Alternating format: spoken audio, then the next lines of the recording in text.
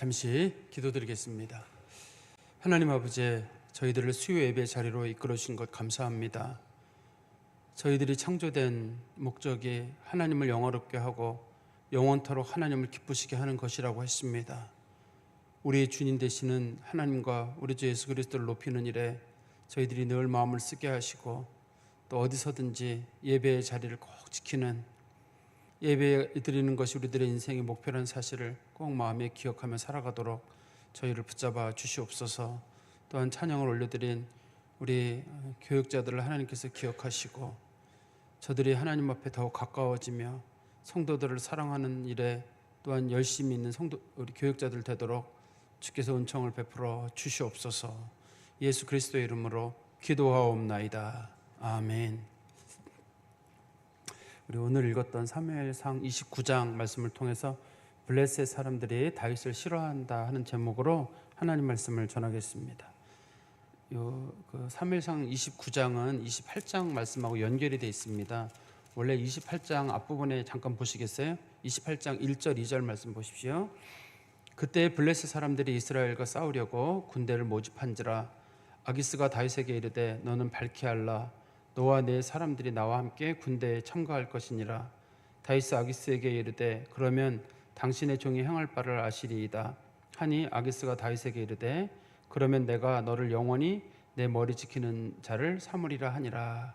이런 내용이 나오잖아요. 이게 지금 이스라엘하고 블레셋이 전쟁을 지금 벌리는 그런 상황이거든요. 전쟁을 벌리는 상황인데, 지금 그 전쟁을 한다는 얘기가 28장에 나왔는데, 그런 내용이 잠깐 건너뛰어가지고 그 중간에는 이제 사울이 신접한 여인을 만나는 장면이 잠깐 들어있거든요. 그리고 이제 오늘 본문으로 연결이 되어 있습니다. 28장 그 앞부분의 내용은 어떤 내용이냐면, 블레셋이 이스라엘을 쳐들어와가지고 전쟁을 하게 됐는데, 그때 아기스라고 하는 그 블레셋의 왕이 다윗에게 물어봤어요. 너 이번 전쟁에 참여하겠느냐? 말하면 뭐합니까? 당연히 참여하죠. 그랬지만 그때 아기스가 말하기를 이번 전쟁에 내가 참여하게 되면 내가 너를 나의 경비대장으로 삼겠다, 경호대장으로 삼겠다, 이런 식으로 얘기를 하게 되거든요. 그까지가 이제 1장, 그러니까 28장 1절 2절이에요. 그러는 상황이 됐을 때 이제 지금 한편으로서는 블레셋이 전쟁을 준비하고 있고, 그럼 이스라엘도 전쟁을 준비해야 되잖아요. 이스라엘도 전쟁을 준비해야 되는데 이스라엘은 보니까 이번 전쟁은 질 것 같은 거예요. 그래가지고 이걸 어떻게 도움을 청해야 되겠는데 도움을 청할 방법이 없어요. 싸워야 되느냐 말아야 되느냐. 과거에는 주로 사무엘이 도움을 줬었는데 지금은 사무엘도 도움을 줄 수 없는 상황이죠. 사무엘이 죽었잖아요. 도움을 줄 수 없는 상황이고, 또 그 당시에 대제사장 아비아달이 가지고 있던 그 에봇을 가지고 있었는데 거기에 우림과 둠밈이 들어있는데 그것도 마침 가지고 다윗에게로 도망가 버렸고, 자기가 뭐 이게 이길지 질지를 알 수가 없어요. 어떻게 하면 좋을지. 옛날 전쟁은 지금처럼 단순한 무력만의 전쟁이 아니라 주로 신적인 전쟁의 의미가 있기 때문에 하나님은 어떻게 할까요? 라고 이제 물어보고 전쟁을 해야 되는 거거든요. 그래서 사울 왕이 이 상황이 자기가 안 되겠어 가지고 자기 신하들에게 연락을 해가지고 그러면 누구라도 나에게 도움을 줄 사람이 없느냐? 없습니다. 그럼 혹시라도 신접한 사람이라도 없느냐? 우리로 말하면 무당이죠. 무당이라도 없느냐 그랬더니 이제 엔돌이라고 하는 지역에 무당한 여자가 있는데 한번 가시겠습니까? 그리고 거기 가가지고 이제 얘기를 듣는 거예요. 근데 이제 신접한 여인이 얘기하기를 지금 내가 환상 가운데 보니까 사무엘이 올라온다. 사실은 사무엘이 올라오는 게 아닙니다. 악령이 사무엘의 모습을 가장하고 올라오는 거죠.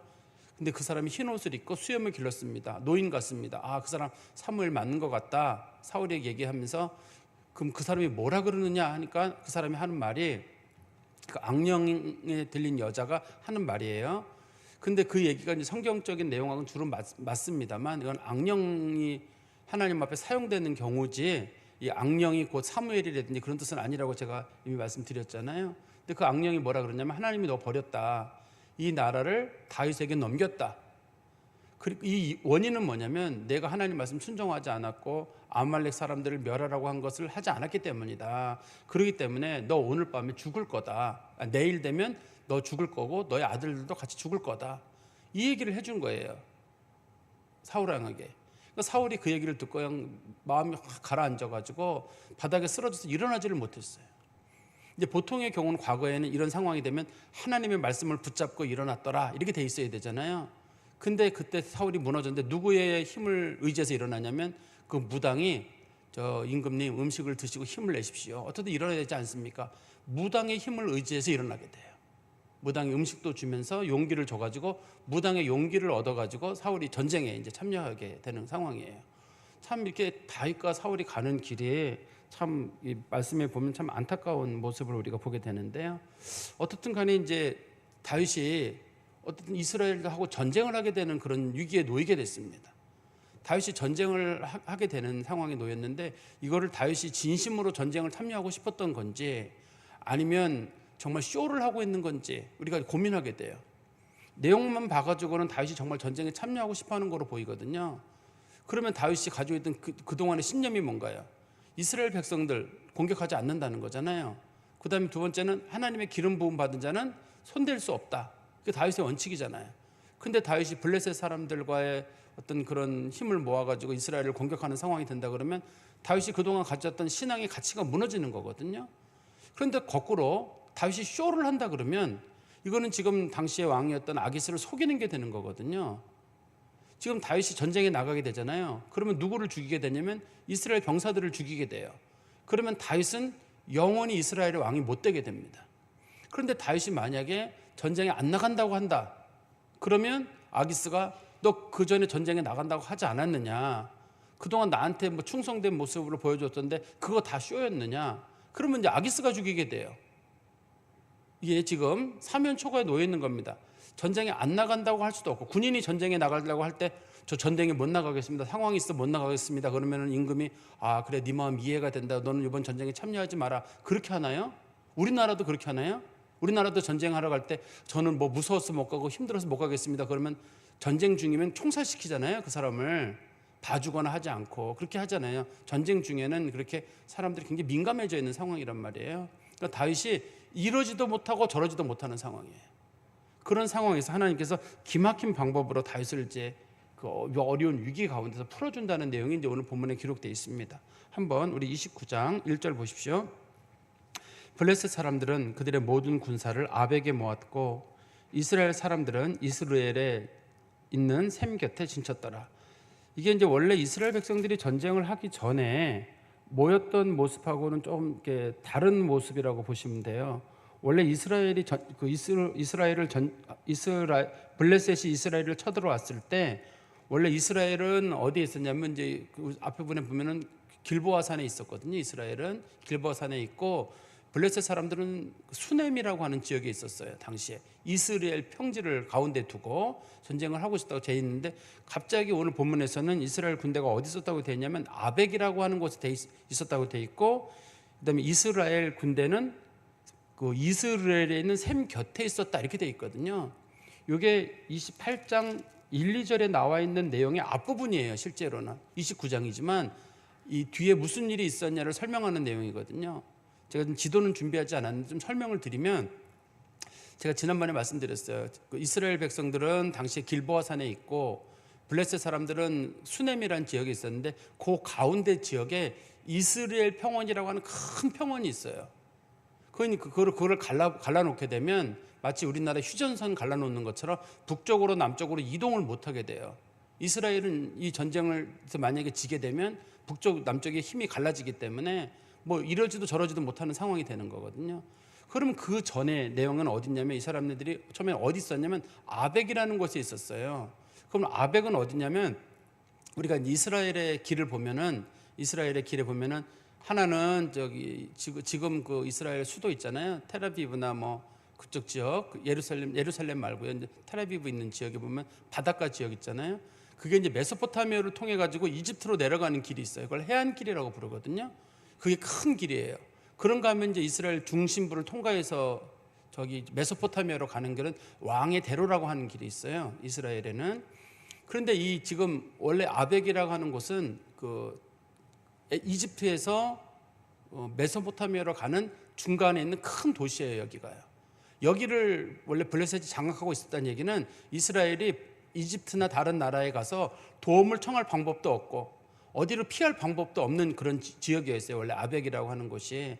근데 그 사람들이 거기 있다가 이동을 해가지고 지금 이 수넴 지역으로 오게 되거든요. 28장에 나와 있는 대로 수넴 지역으로 오게 되고, 이스라엘은 오늘 본문에 보면은 어디 있었냐면 셈 곁에 있었는데, 이 셈 곁은 하룻 셈이라 그래요. 제가 지난번에도 말씀드렸었는데, 그 기드온의 300명의 용사들이 있잖아요. 그 300명의 용사들이 물을 떠먹고 뭐 개처럼 물을 핥아 먹고 뭐 그런 지역 있잖아요. 그게 하룻 셈이에요. 그게 길보아산 옆에 있거든요. 길보아산 옆에 있어요. 그래서 지금 이스라엘 백성들은 거기 있는 건데, 지금 이제 진지 상황을 설명드리면 블레셋은 아벡에서 수넴으로 옮길 거예요. 끝에 가면 옮길 거고, 이스라엘은 지금 여기 하롯셈에서 길보아산으로 옮길 겁니다. 나중에 진지를. 그런 상황을 지금 설명하고 있는 거예요. 이스라엘이 남쪽 지방에서 위기를 겪고 있다가 전쟁이 일어나는 곳인 이스라엘 평지로 지금 옮기게 되는 그런 상황이었다는 뜻이에요. 2절에 블레셋 사람들의 수령들은 수백 명씩 수천 명씩 인솔하여 나아가고, 다윗과 그의 사람들은 아기스와 함께 그 뒤에 나아가더니, 여기 보면 수령이라는 말이 있는데, 이 수령이라는 말과 방백이라는 말이 사실 정확하게 뭐를 뜻하는지를 알기가 어려워요. 영어 성경이나 그런 데는 설명이 되어 있습니다. 영어 성경에 보면 수령이라는 말은 그 이스라엘의 마치 우리가 흔히 방백이라는 용어로 쓰는데, 블레셋은 5개의 도시 국가로 되어 있잖아요. 뭐 가드, 뭐 그런 아스돗, 그런 5개의 블레셋 국가로 되어 있는데, 그 도시 국가의 지도자들을 보통 부르는 말로 이 본문에서는 수령이라는 말을 썼거든요. 그렇지만 일반적으로 블레셋의 그 5도시의 지도자들을 성경에서는 보통은 방백이라고 불러요. 일반적으로는 방백이라고 부르거든요. 그럼 방백이라는 말은 우리나라 말로는 어느 도시를 맡고 있는 지도자, 이런 뜻이거든요. 근데 오늘 본문에서는 그걸 두 개를 구분을 해놨어요. 그래서 이제 하나는 수령이라는 말을 쓰고 하나는 방백이라는 말을 쓰는데, 이게 정확하게 뭘 얘기하는지 몰라. 영어로는 알 수 있어요. 영어로는 위에는 보면 뭐라고 되어 있냐면, 수령이라는 말은 지도자, 영어로 로드라는 말 있잖아요. 주님 할 때 로드라는 말 있잖아요.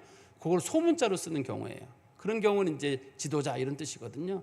밑에 방백이란 말은 뭐 군인으로 말하면 뭐 사령관, 영어로 커맨더라고 부르는데, 그런 식으로 볼 수 있는데, 그래서 어떤 분들이 성경을 보고 나서 자기 영어 성경을 본 다음에 내가 영어 성경을 보니까 위에는 수령이라는 말은 그 지역의 지도자, 로드라는 말로 돼 있고, 밑에 있는 방백이라는 말은 커맨더라고 돼 있으니까 지휘관으로 돼 있으니까 그렇게 보는 게 맞다 그러는데, 그런 건 아니에요.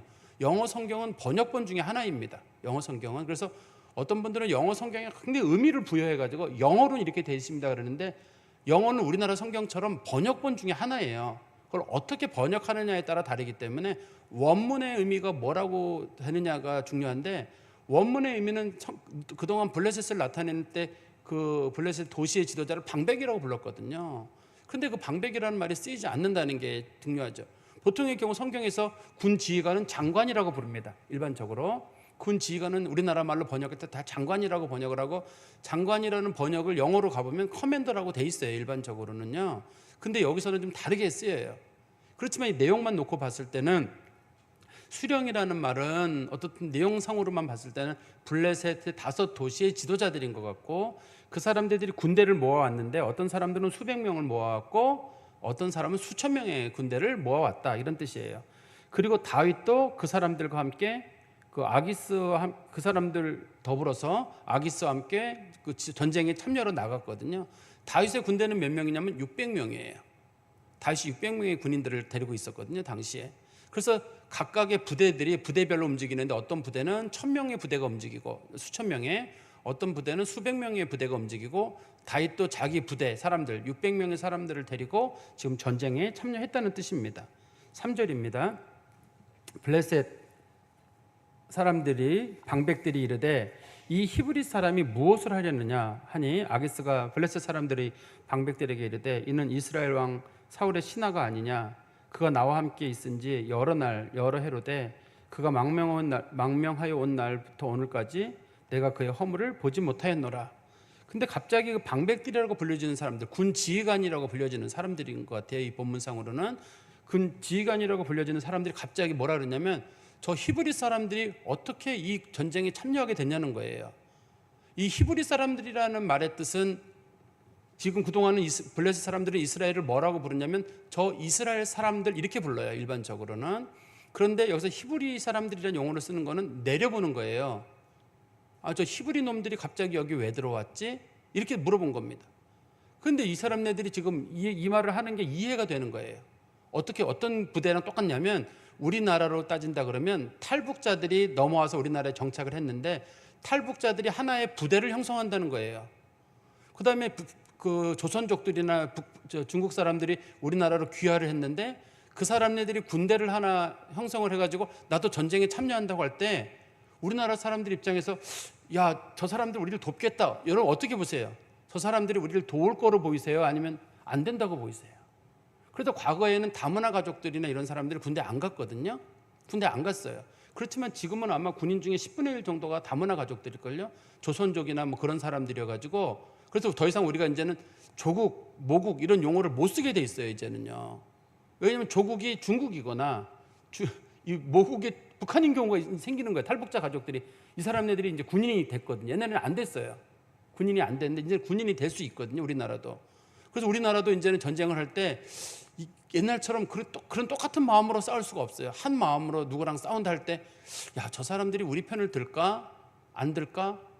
뭐 군 지휘관들이 상당히 고민이 될 거예요. 그랑 똑같다고 보시면 돼요. 블레셋의 군인들이 다윗이 지금 600명의 군대를 데리고 와가지고 전쟁을 한다고 하니까 과연 저 사람들이 우리랑 전쟁을 참여한다고? 저 사람들이 누구냐 도대체? 왜 이 전쟁에 참여해야 되느냐? 몰라서 물어보는 게 아닙니다. 지금 아기스가 당시에 그 5개 도시 공동체의 왕이거든요. 대표 왕이니까 그 사람도 물어본 거예요. 저 사람들 누가 이 전쟁에 끌고 왔냐는 거예요. 그러면서 그렇게 얘기하니까 아기스가 말하기를 이렇게 말을 했잖아요. 이는 이스라엘 왕 사울의 신하 다윗이 아니냐. 그 사람 사울의 신하 다윗이다. 이렇게 얘기하는 뜻이 아니라 이 본문의 내용을 잘 보면 그 사람이 한때는 사울의 신하였지만 지금은 망명한 사람이다. 옛날에 사울의 신하였다는 뜻이에요. 과거 시제가 사용돼가지고 그 사람이 옛날에는 사울의 신하였지만 지금은 이스라엘에 망명을 했다. 그리고 그가 여러 날 여러 해로 돼 망명한 지 여러 날 여러 해로 돼 오늘까지 내게 허물을 보지 못했다. 여러 날 여러 해라는 말이 27장 7절인가 보면은 다윗이 망명한 지 1년 4개월이 됐다고 돼 있어요. 이 전쟁이 끝날 때까지 1년 4개월 동안 다시 망명했다고 돼 있기 때문에 1년 4개월 동안 망명을 했는데 나는 그 사람의 허물을 보지 못했다. 사실 허물을 보지 못한 건 아기스가 못 본 거지 허물이 있긴 있어요. 그동안 어떤 일이 있었었냐면 다윗이 그 구술 사람이나 애굽에 관련된 아말렉 사람들이나 이런 사람들을 다윗이 죽였거든요. 그 사람들을 죽이고 그 사람들을 죽이다 한 명도 남김없이 다 죽였어요. 그리고 그 사람들의 그 노량물은 가져다가 왕에게 바쳤어요. 그러면서도 왕에게 말을 하기를 제가 지금 유다 사람들을 죽이고 요 예물을 가져온 겁니다라고 얘기를 했어요. 그래가지고 당시에 아기스가 신뢰를 한 거예요. 아, 저 사람이 이제는 더 이상 사울의 신하로 못 돌아간다. 저렇게 유대 사람들을 많이 죽였으면 이스라엘 사람들을 많이 죽였으면 특히 유다 지파 사람들은 다윗의 원래 지파 사람들이거든요. 그 사람들을 저렇게 많이 죽였으면 저 사람이 어떻게 돌아가겠는가? 못 돌아간다 이렇게 본 거예요. 아기스는. 근데 사실 다윗은 유다 사람들을 죽인 적이 없이 그술 사람하고 아말렉 사람들만 죽였는데 마치 그 사람들을 유다 사람들을 죽인 것처럼 얘기를 하려고 더 이상 입을 싹 막으려고 그술 사람하고 그 아말렉 사람들을 다 죽인 거거든요. 누가 증인이 하나도 없는 거예요. 그러는 바람에 아기스가 다윗을 신뢰했던 거거든요. 그러니까 사실 아기스도 다윗을 잘 몰라요. 엄밀하게는. 그런데 아기스가 알고 있기로는 정보가 다 완전 차단된 상태이기 때문에 내가 이 사람 지켜봤는데 1년 4개월 동안 지켜봤는데 한 번도 나를 속인 적이 없다. 전쟁에 참여하는 게 옳다라고 얘기를 한 거죠. 그랬더니만 4절에 블레셋 사람의 방백들이 그에게 노한지라. 여기서는 그에게가 아기스예요. 왕에게 화를 낸 겁니다. 왕에게 화를 낼 수 있는 이유는 5개의 도시 공동체로 구성되어 있기 때문에 도시 국가의 지도자들이 아기스가 대표이긴 하지만 그 사람이 무슨 전체를 다스리는 그런 왕은 아니거든요. 그러니까 아기스에게 한마디 하는 거죠. 블레셋 방백들이 그에게 이르되 이 사람을 돌려보내어 왕이 그에게 정하신 그 처소로 돌아가게 하소서. 이 사람들 왕이 정하신 그 처소로 내려가라고 하라. 저 남부 지역이에요. 자신들이 전쟁을 하려고 하는 지역은 저 북쪽에 있는 지역입니다. 가는데 걸리는데 3일 걸렸다고 성경에 뒤에 보면 나오거든요. 이스라엘 사람들이 머물러 있는 곳부터 전쟁까지 3일 걸린다고 되어 있는데 3일 걸리는 거리로 내려가게 해라. 그래 자신들이 마음이 놓이죠. 그 시글락이라고 하는 곳이거든요. 27장 6절에 보면 그 장소가 시글락인데 저 남쪽으로 내려가라고 해라. 첫 번째는. 그리고 그는 우리와 함께 싸움에 나가지 못하리니 그가 전장에서 우리의 대적이 될까 하나이다. 그가 전쟁에 나갔다가 도리어 우리를 공격하면 어떡합니까? 그 사람들의 말도 일리가 있죠. 우리를 대적하는 사람이 될 수 있지 못한다. 그가 무엇으로 그 주와 화합하리이까? 이 사람들의 머리로 하지 아니하겠나이까? 이게 성경 규절인 조금 어려운 규절이에요. 이렇게 보셔야 돼요. 그가 무엇으로 그 주와 다시 화합하리이까? 그가 이스라엘 땅에 다시 돌아가서 어차피 여기 망명 온 건데 그가 어떻든 그 나라로 다시 돌아갈 거 아닙니까? 돌아갈 때 어떻게 돌아가겠습니까? 여기 말은 이 사람들의 머리로 하지 않겠습니까? 우리나라 말로는 어떻게 들리냐면 이 말이요. 우리 블레셋 사람들을 많이 죽이고 그 죽이고 난 다음에 그 공적을 가지고 돌아가지 않겠습니까? 이렇게 보이는데 여기서 이 사람들의 머리란 말은 다윗의 군대 600명이라는 뜻이에요. 다윗이 이 군대 600명을 데리고 전쟁에서 승리한 다음에 그 전쟁에 승리한 그 결과를 가지고 나중에 그 블레셋 사람들을 많이 죽였다는 그 공적을 가지고 사울왕에게 돌아가면 사울왕이 그동안 다윗이 잘못을 했지만 다 용서해 주지 않겠느냐 이런 뜻이에요. 다시 한번 말씀드리면 우리나라 말인데도 말의 이해가 조금 이제 어려운 규절이어서 그래요. 문맥상 이런 내용입니다. 지금 블레셋의 지도자들이 말하기를 다윗을 돌려보내라. 그 사람이 우리랑 같이 전쟁에 가게 되면 뒤에서 우리를 공격할지도 모르기 때문에 이 사람들을 데려갈 수 없다. 그러니까 이제 아기스가 아니 그 사람 그런 사람 아니다. 내가 지켜봤는데 1년 4개월 동안 봤는데 그런 사람 아니다라고 얘기를 하니까 그 사람들이 하는 말이 그러면 그 사람이 나중에 어차피 자기 나라로 돌아갈 거 아니냐. 자기 나라로 돌아갈 건데 자기 나라로 돌아가는 제일 좋은 법이 뭐냐. 이 600명을 가지고 원래 블레셋 사람들을 괴롭힌 다음에 많이 죽이고 난 다음에 돌아가서 왕에게 내가 블레셋 사람들을 괴롭혔다 그러면 사울이 위기에 처했다가 다윗이 뒤에서 자기를 도와준 걸 알고 그리고 다윗을 받아들이지 않겠느냐. 그러니까 저 군대가 우리랑 같이 전쟁에 나간다는 거는 우리 스스로가 무덤을 파는 일이기 때문에 안 된다. 이렇게 얘기를 하는 거죠.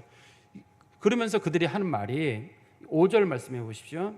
그들이 춤추며 노래하여 이르되 사울이 죽인 자는 천천히요 다윗은 만만이로다 하던 그 다윗이 아니니까. 사실 이 노래가 여러분 잘 아시는 대로 사울과 다윗이 갈라지는 직접적 사건의 노래예요. 이 노래에서 사람들이 다윗이 뭐라고 불렀냐면 사울이 죽인 자는 천천히고 다윗이 죽인 자는 만만이니까 사울이 왜 기분이 나빴냐면 왜 나한테는 천천히라는 숫자를 쓰고 다윗에게는 왜 만만이라는 숫자를 쓰느냐. 자기가 왕인데 이렇게 생각을 한 거고, 두 번째는 왜 같은 노래에 다윗도 들어가고 나도 들어가느냐. 다윗은 들어가면 안 된다 이런 생각이 있었던 거예요 당시에. 그러니까 사울이 빈정상한 게 뭐냐면 내가 왕인데 왜 다윗이 만이고 나는 천이냐 이렇게 보는 건데, 그렇지만 이 원래 노래를 부른 사람들 입장에서는 사울인 정말 위대하다.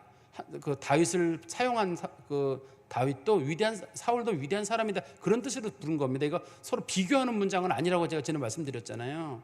우리나라 말에는 비교하는 문장으로 보이지만 사실은 비교하는 문장이 아니에요. 사울도 위대하고 다윗도 위대하다.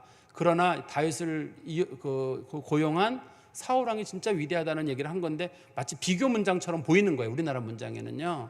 그런데 이거를 지금 블레셋 사람들이 그대로 해석을 해가지고 뭐라고 해석했냐면 사울이 죽인 자는 천천히요 다윗이 죽인 자는 만만이다는 말의 뜻은 두 사람은 어떻든 한 팀이란 뜻이에요. 그러니까 이 노래를 부른 사람들도 왜 불렀냐면 사울이나 다윗 모두 훌륭하다 이렇게 불렀다는 뜻이에요. 원래 비교한 문장이 아닙니다. 제가 다시 말씀드리면 사울 왕이 지금 다윗에 대해서 불신을 갖게 된 게 왜 불신을 갖게 됐냐면 골리앗을 죽이고 돌아오던 날 사람들이 갑자기 노래를 부르기를 사울이 죽인 자는 천천히요 다윗이 죽인 자는 만만이라고 하니까 내가 왕인데 왜 사울에게는 천밖에 안 붙이고 다윗에게는 만을 붙이냐. 그래서 기분이 상한 거거든요. 그렇지만 그 노래를 부른 사람들은 그렇게 부른 게 아니라 다윗도 위대하고 사울도 위대하다 이렇게 부른 거예요. 그 노래를.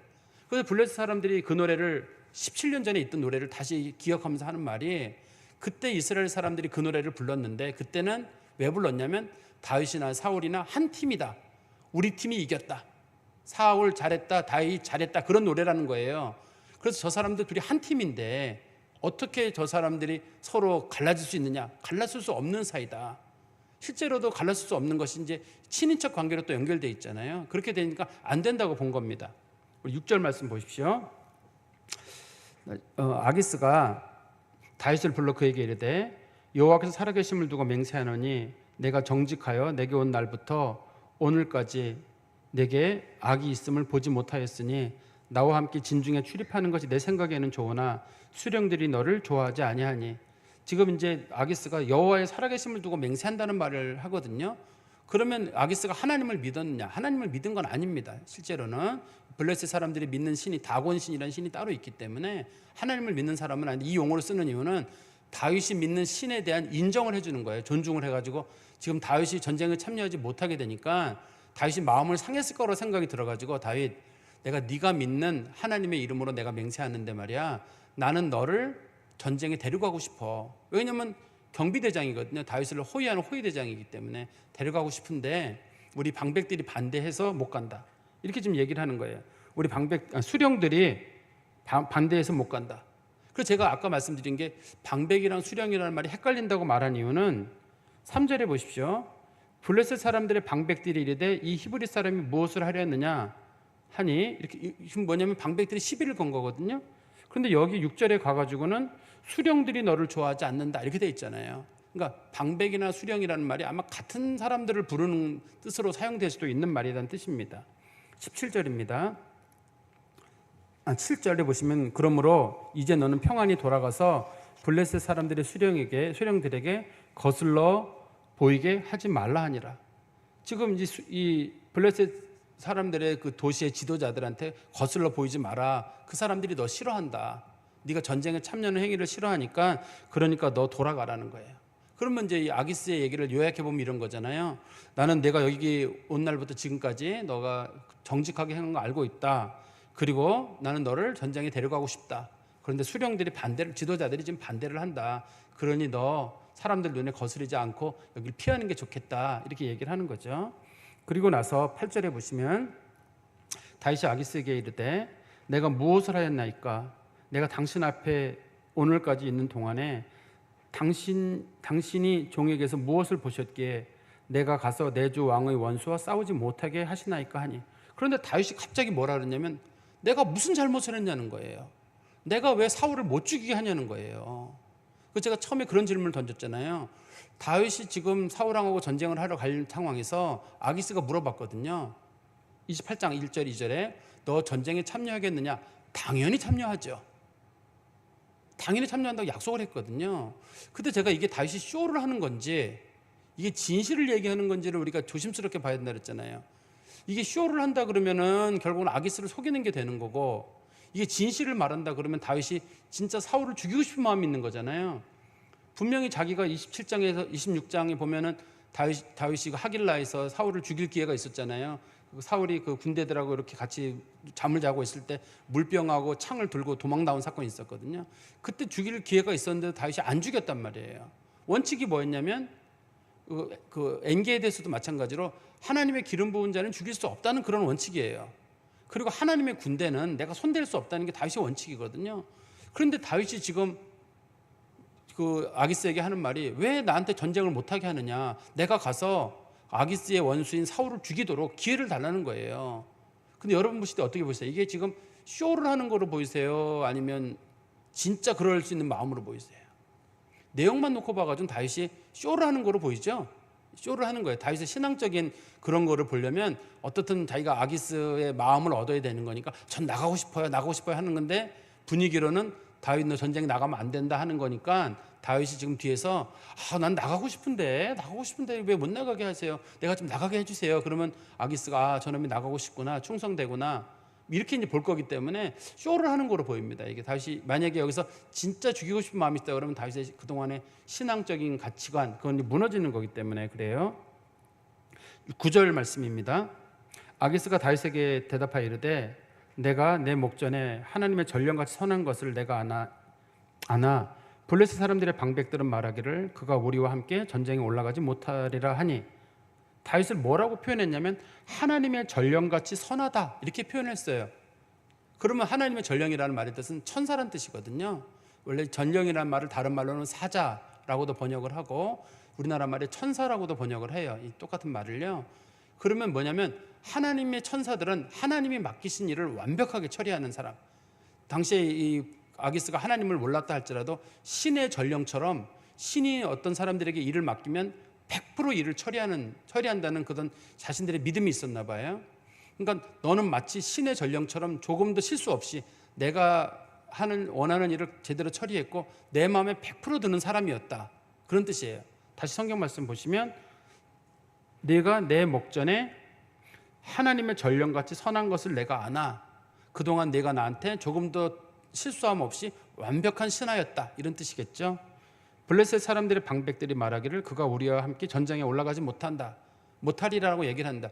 그러나 지금 방백들이 위에서는 수령이라고 말하지만 수령들이든 방백들이든 모두가 내가 전쟁에 참여하지 못한다고 하니 10절입니다. 그런즉 너는 너와 함께 내 주의 신하들과 더불어 새벽에 일어나라. 너희는 새벽에 일어나서 발거든 곧 떠나라 하니라.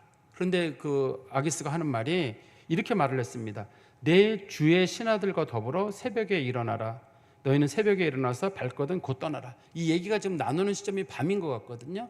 밤인데 내일 새벽 되면 빨리 떠나라. 왜 빨리 떠나냐면 눈에 띄었다가는 방백들하고 그 수령들이 분명히 뭔가 화를 내고 이 사람들에 대해서 어떤 조치를 취하게 될 거거든요.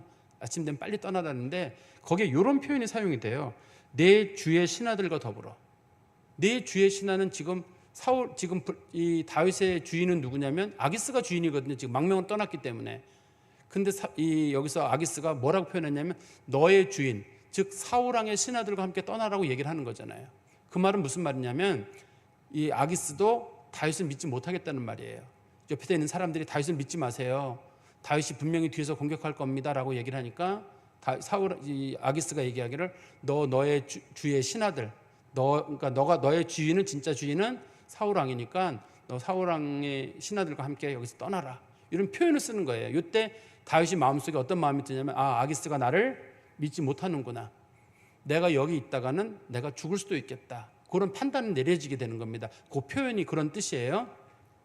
11절입니다. 이에 다윗이 자기 사람들과 더불어 아침에 일찍이 일어나서 떠나 블레셋 사람들의 땅으로 돌아가고 지금 다윗이 원래 있던 지역은 여기서는 지금 하롯셈 옆에 있다고 돼 있거든요. 수넴 아벡에서 수넴 쪽으로 있는 지역에 거기 있다가 다윗이 지금 상당한 길을 걸어가지고 3일 정도 시간을 걸어가지고 시글락으로 내려오는 거예요. 시글락은 원래는 유다 지파의 땅인데 블레셋에게 빼앗겼어요. 이 땅을요. 당시에 빼앗겼기 때문에 블레셋 사람의 땅이라는 말이 시글락이에요. 시글락으로 돌아갔다는 뜻이고 지금 블레셋 사람들은 이스라엘 땅으로 가게 됩니다. 이스라엘 땅 수넴이라는 지역에 전쟁을 하러 걸로 가게 되고 그러면 다시 한번 설명드리면 이게 지금 이스라엘 사람 그 군대가 머물러 있는 자리가 원래는 아벡이에요. 원래는 아벡이라고 하는 곳인데 아벡이라고 하는 곳에서 이스라엘 군대가 서서히 수넴이라는 지역으로 가고 있거든요.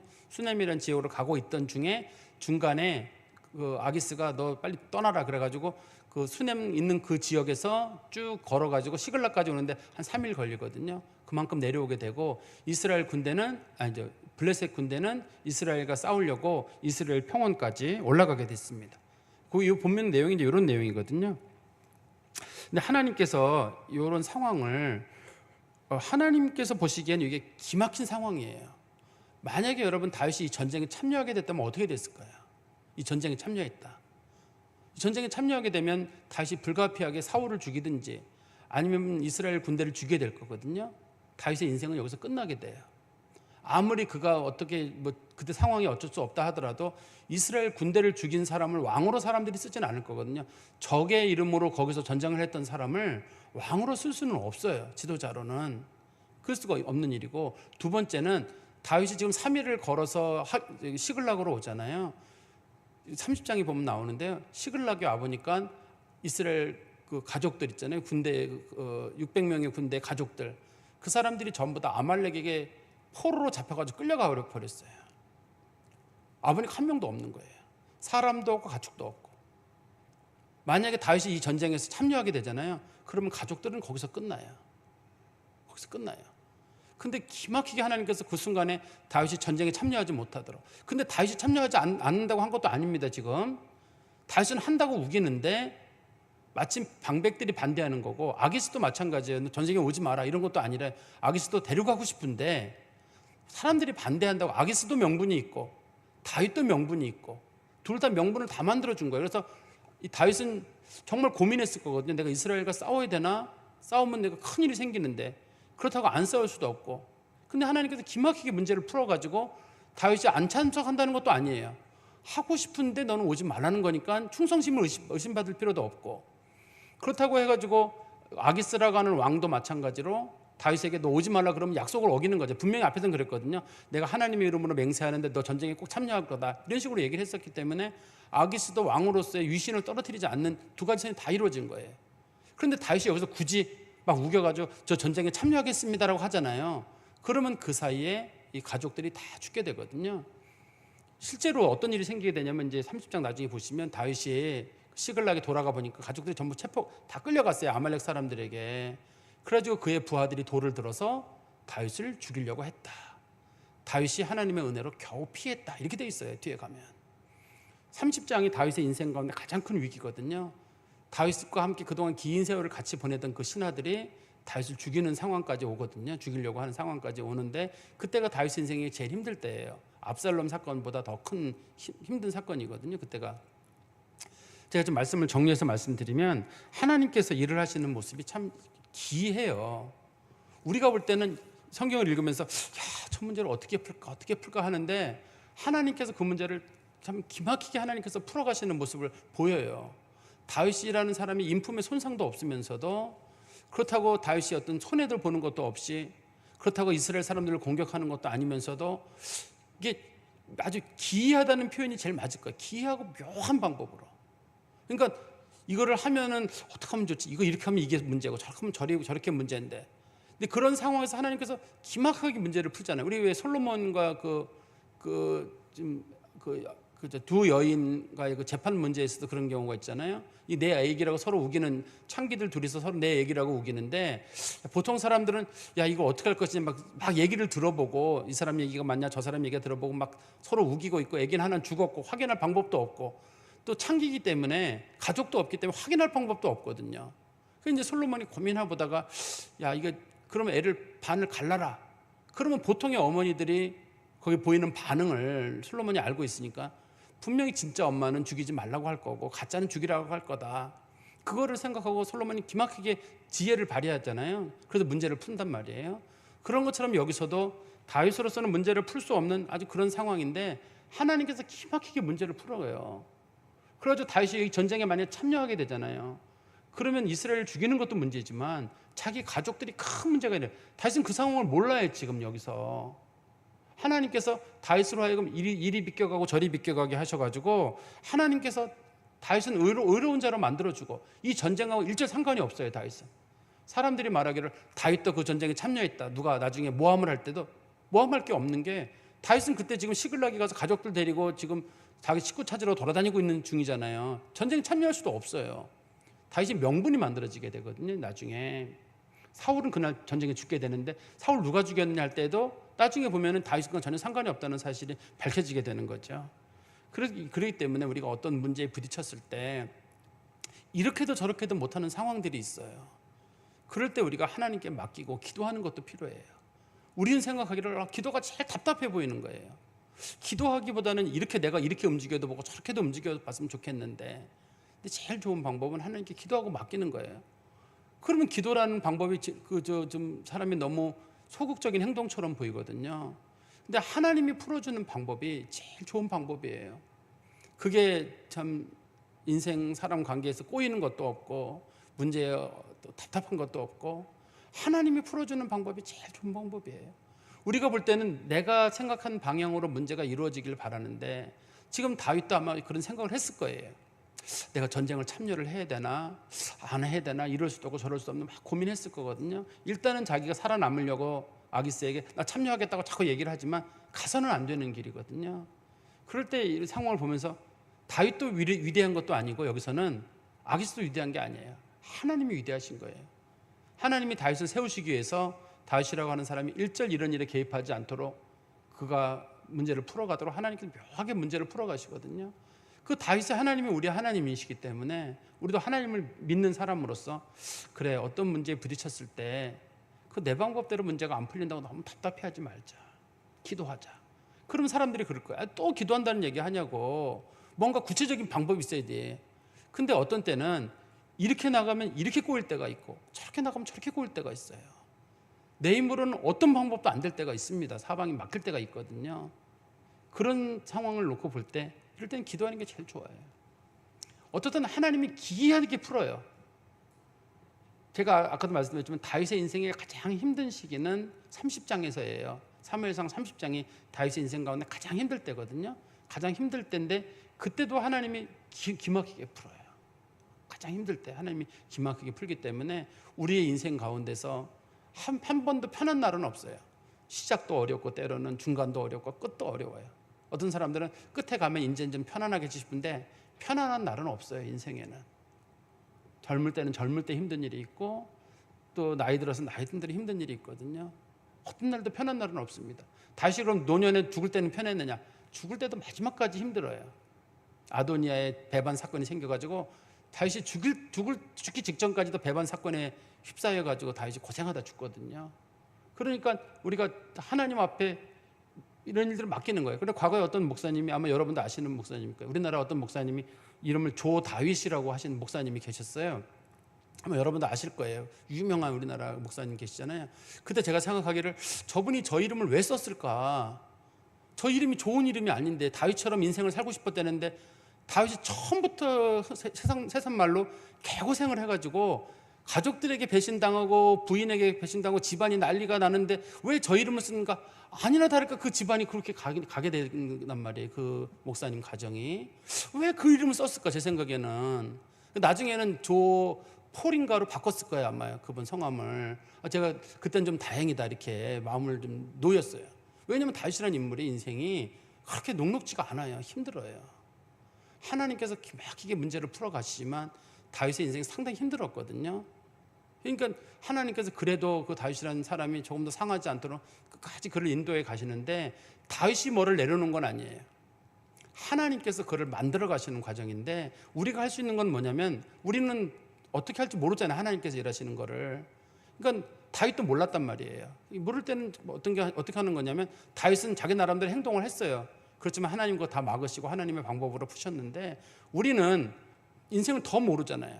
더 모르는데 우리가 할 수 있는 건 뭐냐면 하나님께 맡기고 그냥 기도하는 거예요. 건강의 문제든 삶의 문제든 어떻든 하나님이 푸시는 게 지나고 나보면 그게 최고예요. 내가 생각했던 것보다 하나님이 푸시는 방법. 내가 볼 때는 0빵점짜리 하나님 일 처리하시는 것 같은데 하나님이 빵점짜리를 처리하시는 분은 아니잖아요.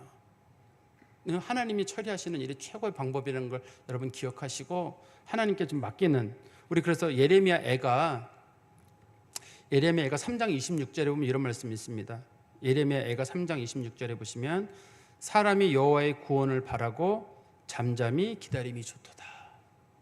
사람이 여호와의 구원을 바라고 잠잠히 기다림이 좋도다. 우리가 어떤 일에 부딪혔을 때 하나님께 맡기고 입 딱 다물고 하나님 해결하십시오 하고 기다림이 좋다. 이 말씀 마음에 담으시기를 간절히 소망합니다. 기도하겠습니다. 하나님 아버지 주님 은혜 감사합니다. 다윗같이 위대한 사람들도 많은 어려움들을 겪었고 어떤 게 좋은 뜻인지 알지 못해서 마지막까지 고민하는 모습을 봅니다. 아무리 믿음 좋은 사람, 성령의 사람이라 할지라도 사람은 사람이고 문제는 문제고 여전히 고민 가운데 서 있는 것은 우리나 다윗이나 다 마찬가지라는 생각이 듭니다. 그러나 하나님께 사랑하시는 자들에게는 모든 것이 합력하여 선을 이루는 것처럼 하나님께서 맡기는 자들에게 가장 선한 길을 분명히 주시리라 믿습니다. 이 말이 때로는 저희 가운데 가장 공허하게 들리고 하나님께 맡겨라, 기도해라는 말이 무책임하게 보이지만 저희는 이것이 하나님의 지혜이고 하나님의 능력이라고 믿습니다. 저희가 하나님의 뜻을 바라고 잠잠히 기다리오니 주의 뜻을 속히 이루어 주시옵소서. 예수 그리스도의 이름으로 기도하옵나이다. 아멘.